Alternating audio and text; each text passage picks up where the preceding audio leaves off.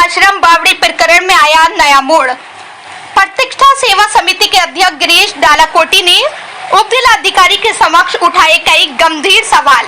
विकास नगर के गौतम ऋषि आश्रम मंदिर प्रकरण में प्रतिष्ठा सेवा समिति के अध्यक्ष गिरीश डालाकोटी के द्वारा एसडीएम विकास नगर के समक्ष कई महत्वपूर्ण बिंदुओं पर बात की गई, जिसमें कि पूर्व समिति के द्वारा अवैध चुनाव की प्रक्रिया पर सवाल खड़े किए। उन्होंने कहा कि संवैधानिक तरीके से चुनाव जीतने के बाद पूरे 1 वर्ष तक पुरानी समिति के द्वारा दस्तावेज क्यों जमा नहीं किए गए।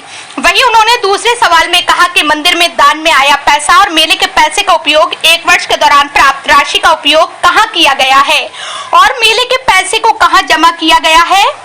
गिरीश डालाकोटी ने उप जिलाधिकारी से कहा कि जो भी बावड़ी का सच उजागर करने की कोशिश करता है उसके खिलाफ फर्जी SC/ST एक्ट मुकदमे करने के लिए इन लोगों के द्वारा गुंडों को मंदिर परिसर में नियुक्त किया गया है। उन्होंने फर्जी दस्तावेज पर सवाल उठाए और कहा कि प्रशासन इसमें मौन क्यों है, अभी तक प्रशासन के द्वारा कार्रवाई क्यों नहीं की गई। एसडीएम विनोद कुमार ने कहा कि रविंद्र चौहान के द्वारा बावड़ी प्रबंध समिति नवीनीकरण की आवेदन पर कुछ आपत्तियां आई हैं। इन आपत्तियों को जांच के लिए 20 अगस्त सन 2024 को दोनों पक्ष को बुलाया गया है, जिसमें कि रविंद्र चौहान आदि और आपत्तिकर्ता परवीर शर्मा को सबूतों सहित बुलाया गया है। इन लोगों के आने के बाद ही निर्णय लिया जाएगा और समिति फर्जी पाई गई तो समिति को बर्खास्त किया जाएगा।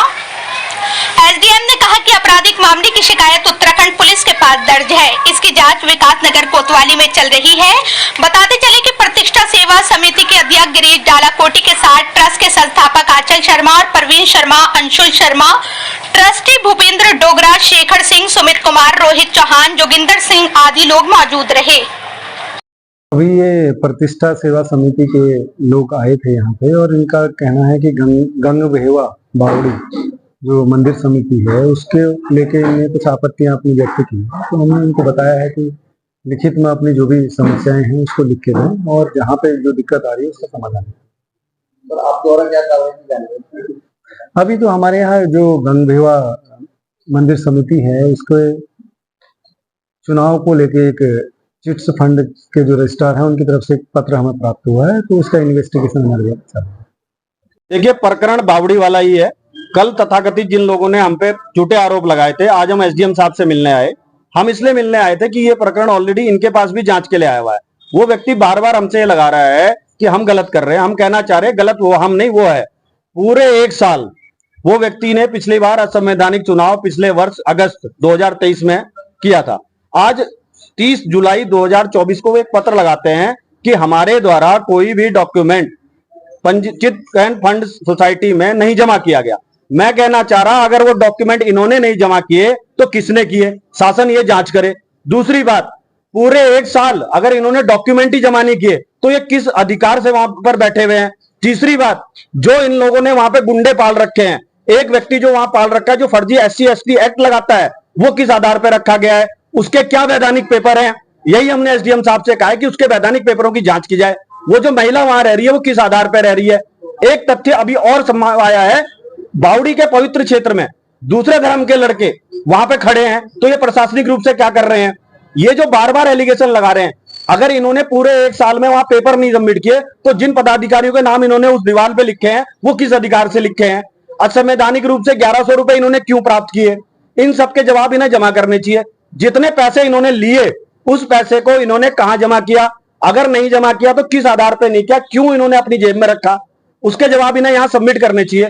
जो ये जवाब सबमिट नहीं कर रहे हैं, मीडिया बंधु कॉल करते हैं, मीडिया बंधु से फोन नहीं उठाते हैं। उसके बाद ये तरह तरह के क्षेत्र में बात कर रहे हैं कि डालाकोटी मेरे लिए ये कर रहा है।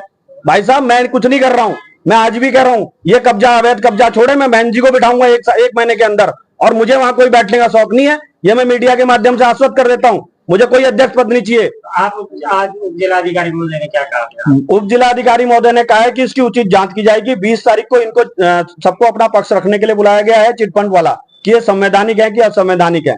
जो कि ये पूर्णतः संवैधानिक है वो प्रूफ हो जाएगा जल्दी, वो आप उप जिलाधिकारी महोदय से पूछ सकते हैं। लेकिन इनका सामाजिक चेहरा, जो इन्होंने बड़े बड़े संगठनों के पद ले रखे हैं, ये आरएसएस जैसी एक बड़े संगठन को बदनाम करने का प्रयास कर रहा है व्यक्ति। ये अपने निजी लाभ के लिए दूसरे धर्म के लोगों के साथ बिजनेस करता है और बदनाम ये आरएसएस को कर रहा है। मैं भी आरएसएस का स्वयंसेवक हूं, यहां खड़े हुए कई लोग आरएसएस के स्वयंसेवक हैं। ये मान, और कल मैं आपके माध्यम से बता रहा हूं, मैं यहाँ के जिला कारवा संदीप महावर जी को कह चुका हूँ कि अगर उन्होंने अपना मौन नहीं तोड़ा तो मैं कल उनके घर पे धरना दूंगा, और अगर वहां से भी मौन नहीं टूटा तो जिला प्रचारक जी पे भी धरना दूंगा, विभाग प्रचारक जी पे भी दूंगा, प्रांत प्रचारक जी पे दूंगा, और जहां तक जाना होगा वहां तक जाऊंगा। लेकिन इस फर्जी व्यक्ति के द्वारा जो ये लोगों को कहता है ना, मेरी आप उस पोस्ट पर पढ़िए जो मैंने कल धरना दिया, उस पर लोगों ने कमेंट किए हैं कि फर्जी कौन है। इसी व्यक्ति पे शराब का मुकदमा दर्ज है, मेरे पे दर्ज नहीं है। एक व्यक्ति जो शराब बेचते हुए पकड़ा गया वो मंदिर में कैसे बैठा हुआ है, ये उन अखाड़ों को भी समझना चाहिए जो अखाड़े जिनके अंदर ये बैठ के यहाँ ऐसे पदों पे बैठे हुए हैं।